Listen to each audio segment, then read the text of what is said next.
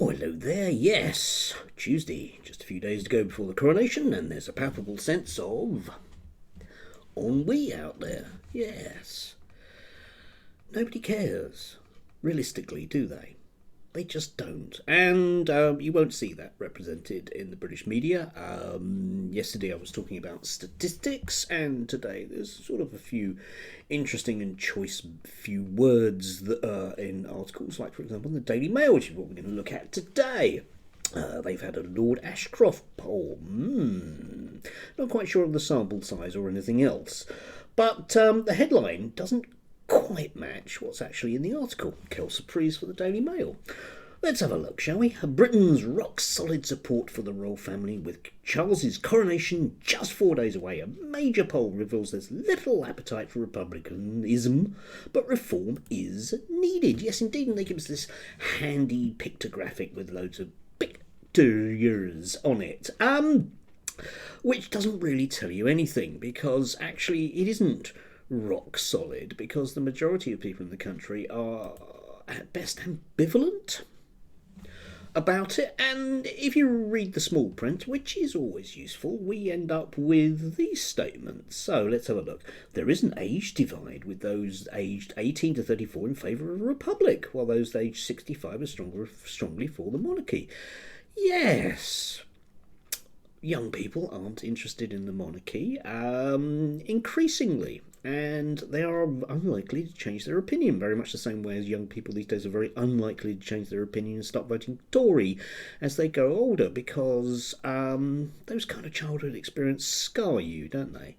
Opinion is split by race, with most Asian and black, African or Caribbean respondents believing the monarchy is for some people, while the population at large feels it is for everyone, which is a lovely euphemism for colour things, isn't it? Yes, a lovely euphemism for that. And stunningly, in this poll, we discover that people in Northern Ireland aren't very keen either. I mean, who'd have thought that after centuries of sectarian violence directed against them, keeping them down politically and economically? What's going on, eh?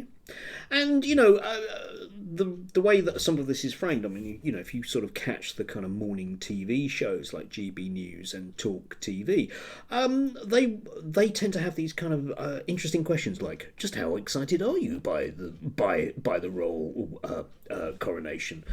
And nobody is. I mean, we've had this before with the Queen's death.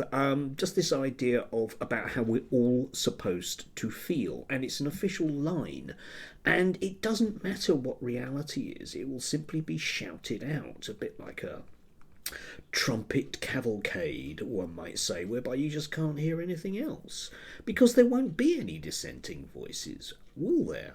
And even if we're being really generous with this Daily Mail one, and it says, well, the monarchy needs to change, well, there isn't a lot you can change about the monarchy other than getting rid of it. Yeah, the Europeans have royal families, but everyone accepts that they just kind of exist there in their nice big houses not doing anything. One might argue it's the same in the UK, but the UK royal family is integral to all of our politics, because that's where the peerages come from, et al. So in order to reform the royal family, we basically need to remove them from political life, and that isn't going to happen. And we will see just how wonderfully popular King Charles, and don't forget Queen Camilla, we all have to love her now, don't we? Yes, we have to love all of them. Anyway, do have a look at the numbers involved in the Daily Mail, because it's an interesting use of statistics, whereby, because most people are totally ambivalent, they're supporting. We will see. I'll try and dig out more about the Ashcroft poll. I wonder how many people they actually spoke to. Normally his stuff's quite good. Anyway, have a lovely day. Personally, I'm back to work. Boo.